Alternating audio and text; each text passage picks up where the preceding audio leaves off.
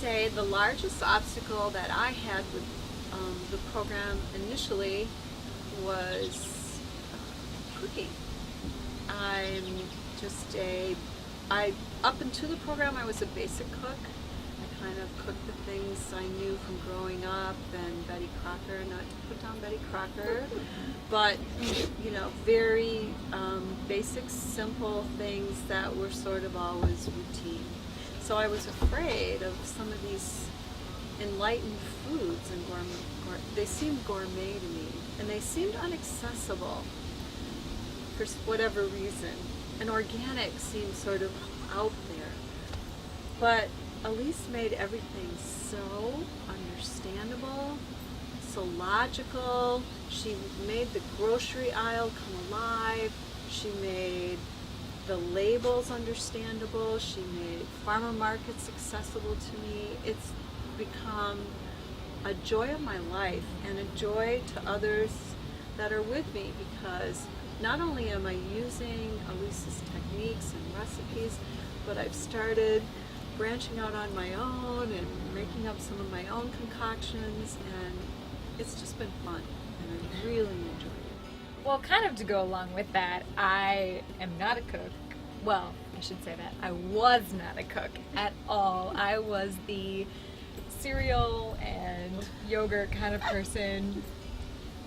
Breakfast, lunch, dinner. Maybe I wouldn't have dinner, maybe I wouldn't have breakfast, maybe I wouldn't have lunch. It was just, food and cooking was just not something that I, placed a priority on, especially when you can go to some good restaurants or, get fast food or, whatever. I just, took time. It took, so much work. It was a lot of preparation. I didn't know how to do anything. And after reading Elise's book and then also kind of shadowing, my mom, I really found the joy of preparing a meal and the joy of cooking and being excited about, looking for recipes, looking for good recipes that, kind of alluding to before, that nourish you, that, hit all those taste buds. And Elise presents it in a very, like my mom said it, an accessible, easy way that if I can do it, anybody can do it, because I would, watch my mom and my grandmother, and I'm a very numbers, okay, how much is a pinch of this or just a handful of that? I'd be like, well, what is that? Is it a teaspoon, a tablespoon? And it just never clicked with me. And honestly, through reading Elise's book, cooking and, going through the whole process, picking out the food, cleaning it, washing it, preparing it,